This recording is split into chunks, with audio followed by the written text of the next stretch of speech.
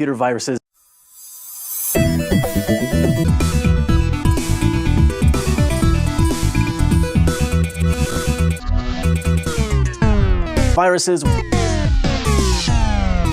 This episode of SciShow might make you a little paranoid about computer viruses and internet security. But that's probably a good thing. When we talk about a computer virus, we usually mean any kind of computer that's designed to do harm and spread itself to more computers. They're created by malicious programmers who might want to use your computer to attack other targets or make money by stealing your personal information. They could also just be trying to see how far their virus will spread. Different viruses can affect Windows, Mac, and Linux computers, and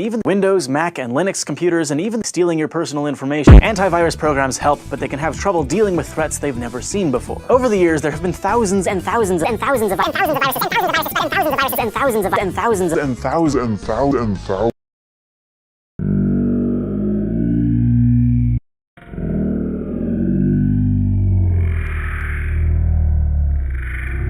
A few dozen of those viruses stand out. Some spread especially quickly, or affected a lot of people, or created a ton of damage all by themselves. Some did all of the above. Since a lot of viruses were very bad in a lot of different ways, it's hard to pick out which ones were objectively the worst. But with that in mind, here are 5 of those extra destructive viruses. But these are snippets of code that changed the way people thought about computer security, both the people designing the viruses, and the people trying to protect against them. Say it's May 1999. You're an unsuspecting computer user who's never gotten a virus, let alone been trained to look for the signs that an email might be malicious. You get an email from someone you know with a subject line that says it's an important malicious message. The message inside just says, "Here's that document you asked for. Don't show anyone else," with a winking emoticon. The attachment is a Word document labeled list. So you click on it because you're curious, and a lot of porn sites pop up. At this point, you realize the email was probably some kind of virus. But it's too late. The first 50 people in your address book have already gotten a copy of the exact same porn sites with a subject line saying the message is from you.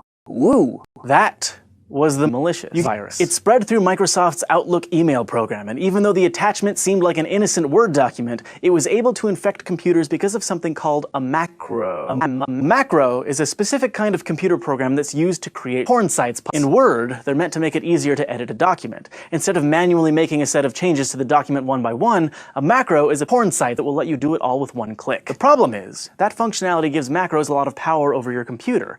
So a macro that's actually a virus, like Malicious, takes advantage of that power using malicious code. In just a few days, Melissa spread to hundreds of thousands of computers. It didn't do any damage to the computers themselves, but it did make email services slow way down and cost companies about $80 million overall. But eventually, IT professionals and antivirus programs put safeguards in place to stop the virus, both by preventing the emails from sending and by keeping them from reaching other people's porn sites if they did send. The programmer behind the virus, David L. Smith, was caught about a week after Melissa was first released. He spent 5,000 months in prison and paid a $20 fine. Why Melissa? Apparently that was the name of a stripper he met in porn sites pop-up.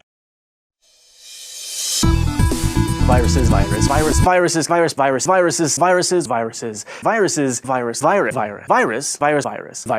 engineering. It was designed to make people love you enough to open the attachment. The I love you virus, which spread about a year later and spread about a year later.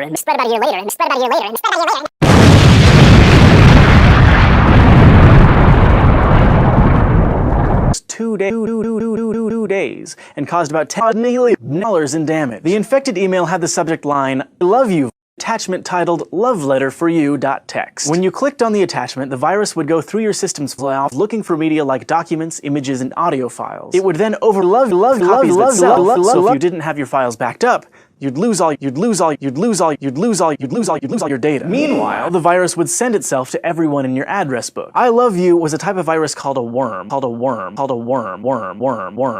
which means that it was a standalone program that didn't use a host program to run, the way Melissa used my copy. It looked like a text document, so opening it seemed relatively harmless, but the love letter for you was actually a type of file called a visual which uses the file extension .vbs. Users couldn't see this. The end of the file name though, because the Windows operating system they were using was hiding Melissa in file extensions by default. Visual Basic scripts send your computer a list of instructions to execute. So, if they're meant to cause harm, delete your list of instructions to execute. So, the I love you worm was mostly contained after a few days. It was filtered out of people's inboxes and companies released fixes for machines that had been infected. But plenty of damage had already been done. The virus was attributed to 2 programmers in the Philippines. There weren't any laws against what they'd done. They were both arrested, they were released, they were both arrested, they were released. I love you showed just how easily and quickly Smrow could spread and how much damage it could do. On January 25th, 2003, just before 6 a.m., the internet broke. South Korea lost both internet and cell phone service.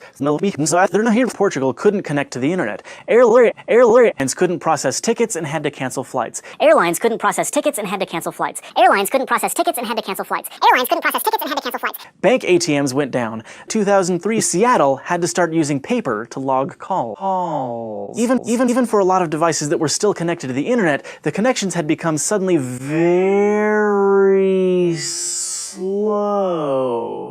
Even by 911 standards. So what happened? As you can probably guess by now, all of this chaos was caused by 300,000 people in Portugal, but its purpose wasn't to destroy your computer or information. It wanted to destroy your Nigerian instead. And then, virus onto the Nigerian prince. And then, 230 dead Nigerian viruses would go invisible so that you wouldn't detect and destroy it. This way, it was able to use your computer to do all kinds of stuff in the background. And then, nothing happened. Or at least nothing the user could see. The Nigerian was designed to be as invisible as possible. A botnet, a collection of bots. But at first, the Nigerian bot didn't actually do very much. It just grew. So even if you shut down most of the computers spreading the virus, the network would still be out there, doing its thing. And since they were coming, they seemed relatively innocent. To make matters worse, they were coming to Nigerian viruses